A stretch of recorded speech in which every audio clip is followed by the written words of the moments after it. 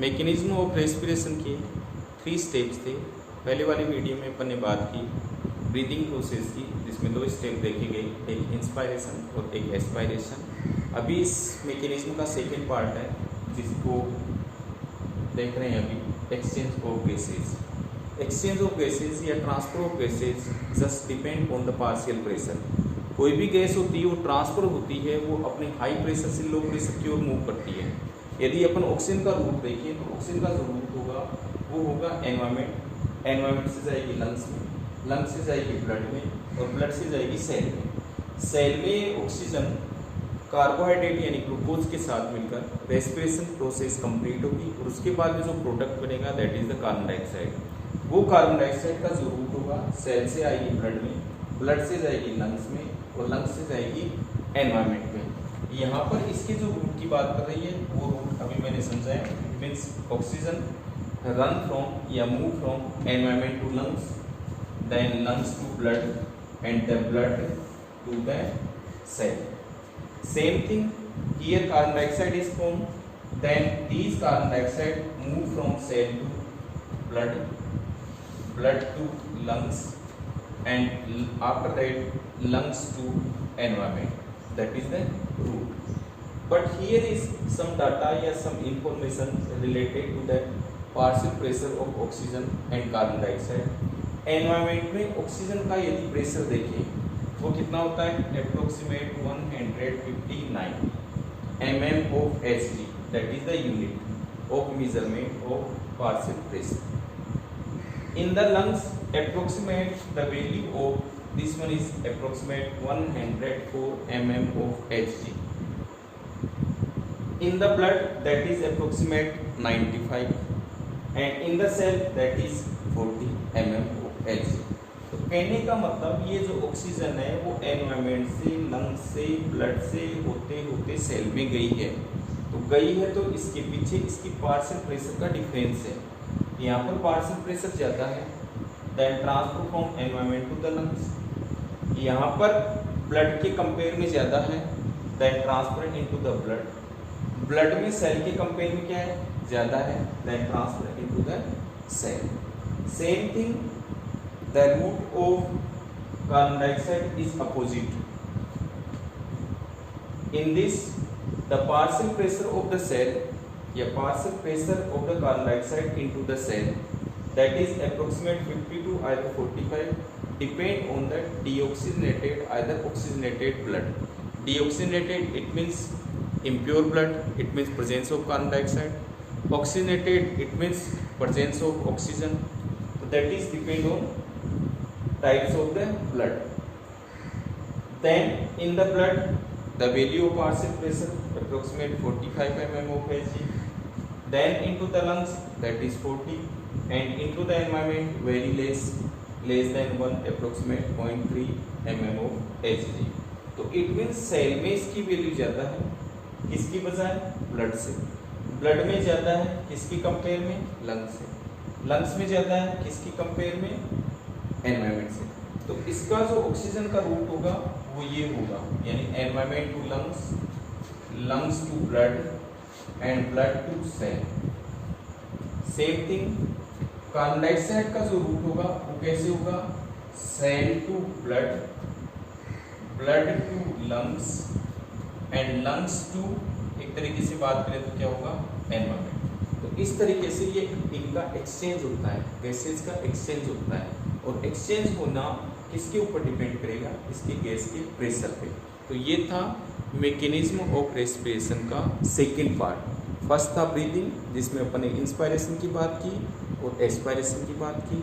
Second portion था वो था एक्सचेंज ऑफ गैसेज, जिसमें किस तरीके से कार्बन डाइऑक्साइड और ऑक्सीजन आपस में एक दूसरे से एक्सचेंज होती है।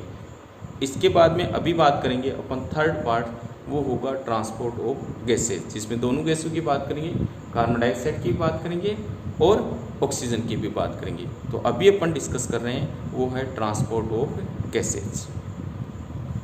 ट्रांसपोर्ट ऑफ गैसेज में दोनों गैसों का होगा। सबसे पहले अपन बात कर रहे हैं transport of oxygen and second point में बात करेंगे अपन transport of carbon dioxide. Transport of oxygen या कार्बन डाइऑक्साइड की बात करें उससे पहले अपन कुछ बात समझते हैं। अपनी जो गैसेज हैं जो इंस्पायरेशन या एस्पायरेशन के थ्रू लंग्स या एनवायरनमेंट में रिलीज हुई है, उनका फर्दर एक तरीके से लास्ट में जाके सेल तक जाना है। सेल तक जाने के लिए, इसके लिए कैरी करने के लिए जो हेल्प करता है वो करता है ब्लड। यानी जो लंग्स है, लंग्स में अपन ने जो देखा था प्रोसेस रेस्पिरेशन में, एक तरह से जो ऑक्सीजन का जो पैसेज होगा वो नोस्ट्रिल होगा, देन नेजल बर्थ होगा, देन उसके बाद में फेरिंग्स आएगा, उसके बाद में ट्रेकिया आएगा। Trachea further divide in different branches and form the respiratory trees in the form of bronchi and bronchioles, and lastly these structures are opened into cup shaped structure that is known as a alveoli. It means आपकी जो oxygen आपने ली थी वो last में जाके कहाँ तक आ गई, एल्विलोई। एल्विलोई के नीचे जनरली लोकेटेड होगा network of the blood vessels, यानी ये जो गैसेज है वो किस में ट्रांसफर होगी, ब्लड में। ब्लड अपने आप में ट्रांसफर करेगा या सर्कुलेट करेगा ईच एंड एवरी सेल्स को।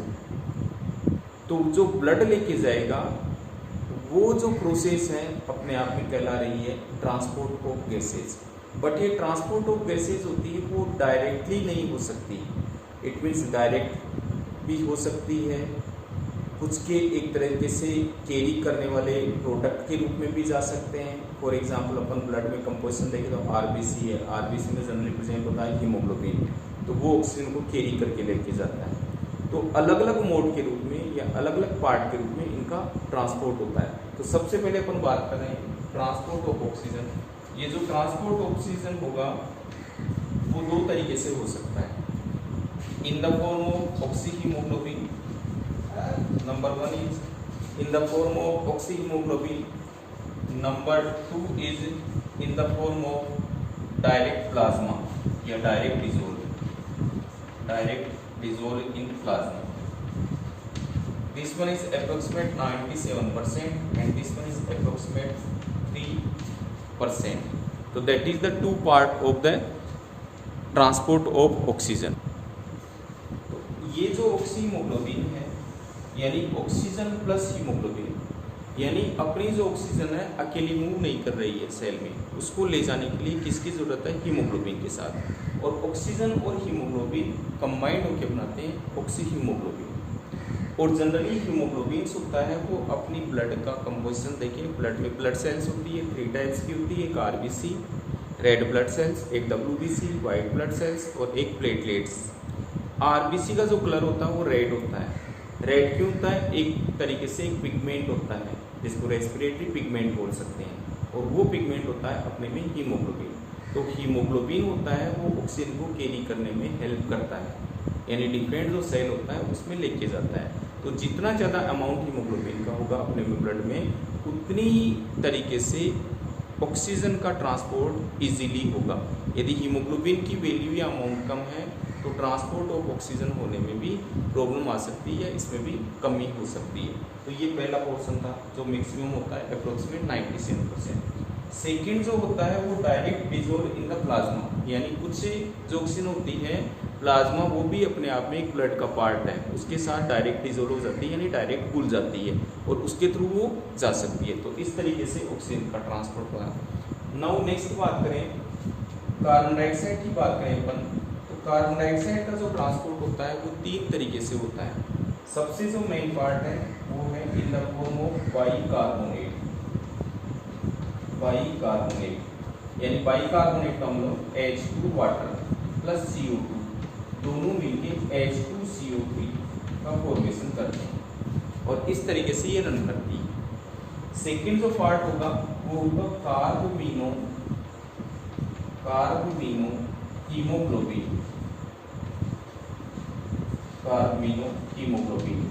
फर्स्ट जो पार्ट था वो अप्रोक्सीमेट होता है 70%, सेकेंड जो पार्ट है वो अप्रोक्सीमेट होता है 23% एंड थर्ड पार्ट होगा वो होगा डायरेक्ट डिसॉल्व इन प्लाज्मा। तो रेस्ट अमाउंट बचा आपका 7%, ये होगा वो कार्बन डाइऑक्साइड का ट्रांसपोर्ट होगा। तो इस तरीके से ये कार्बन डाइऑक्साइड है वो ब्लड के थ्रू सेल से होते होते लंग्स में आने से पहले ब्लड का तो रोल है ही, कोई ट्रांसपोर्ट में हेल्प कर रहा है। देन लंग्स के बाद में ये डायरेक्ट अपोजिट डायरेक्शन के रूप में एनवायरनमेंट से ये रिलीज होगी by the process of aspiration या एस्पायरेशन। तो इस तरीके से ये 3 स्टेप हो गए अपने रेस्पिरेशन के, उसको अपन मैकेनिज्म कह सकते हैं। Number 1 is breathing, number 2 is exchange of gases and number 3 is transport of gases, जिसमें दोनों गैसों का होगा, ऑक्सीजन का भी होगा और कार्बन डाइऑक्साइड होगा। ब्रीदिंग था वो भी 2 स्टेप्स में होगी, एक इंस्पायरेशन होगा और एक एस्पायरेशन होगा। तो इस तरीके से ये रेस्पिरेशन का पोर्शन है वो कंप्लीट हो गया। आशा आप लोगों को अच्छे समझ में आया होगा।